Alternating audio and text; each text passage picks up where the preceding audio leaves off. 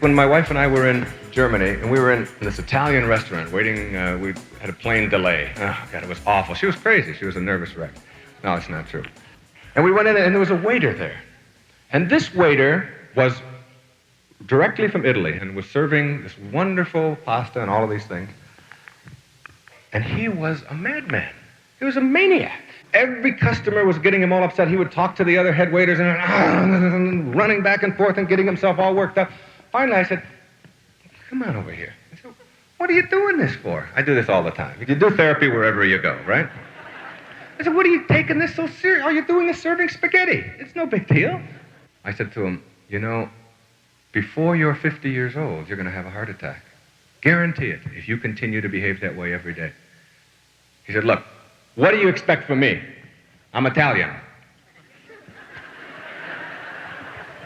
So, oh, well, that explains it. I mean, his rationale for his behavior was, I can't do anything about it, I inherited it. You know, I just got deficient anger genes. I mean, I've heard kids say that, you know, when they're failing math. I can't help it. My father was lousy at math, my grandfather was lousy. I inherited, you know, deficient math genes. It's just not my fault. I can't do anything about it. The fact is that anything that goes on inside of you that is immobilizing, that gets in your way, that keeps you from functioning in the ways that you would like to function, that stops you from reaching your goals, whatever they may be in your life, anything inside, you choose. It's yours. You own it all. And if you don't like anything about yourself, anything, are you shy? Are you nervous? Are you afraid? Are you somebody who can't handle getting up in front of groups because it scares you? Are you someone who gets angry too much? Do you find yourself being manipulated and controlled by other people too often? Are you afraid to stand up for what you believe? Are you a terrible cook? Are you lousy at tennis? You haven't got a backhand? Whatever it may be, it doesn't make any difference. You are the sum total of the choices that you make. Responsibility for everything that goes on in your life, if you really want to take it home to anybody else. No blame is allowed for anything that goes on in your life. There's just a simple little maxim. You get treated in life the way you teach people to treat you. If you get pushed around, if you feel victimized, if you don't know how to handle clerks, if you don't know how to deal with certain situations, if you find yourself being beaten down, if you find your children are disrespectful toward you, if you find your parents are disrespectful toward you, if you can't do well in a particular class, if you think that your teachers are on your case, whatever it may be, you are teaching those people how to treat you.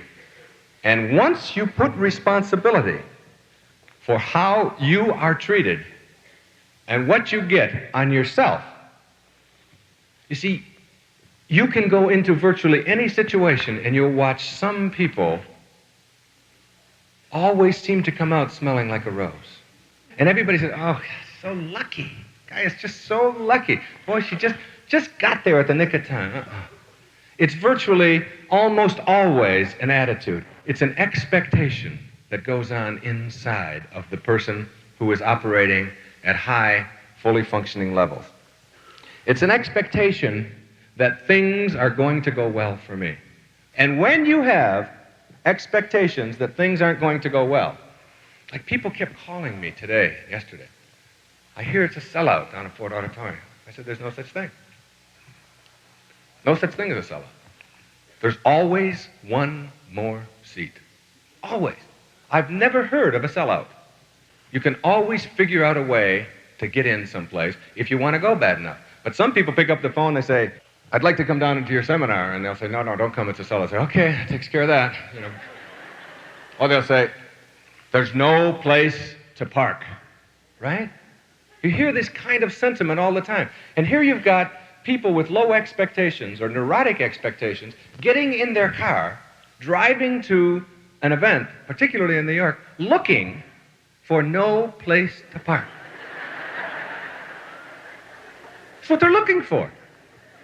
It's incredible. And when you look for no place to park, You always find no place to park. Because you're looking right here, straight ahead with that tunnel vision that typifies most people who are not operating at high levels in their life. There are no parking places here. None. Those are called highways, roads. We don't park on those. The parking places are over here. If your expectation is, I've got a place right here at Ford Auditorium, I've got my own parking place. When I get here, somebody may be using it. I'm not selfish. I don't think that it should be vacant all the time.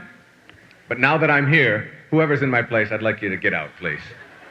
And they will. Not only will they, but they'll apologize. Excuse me, I'm really sorry. I'm really sorry I was in your... And they'll do that.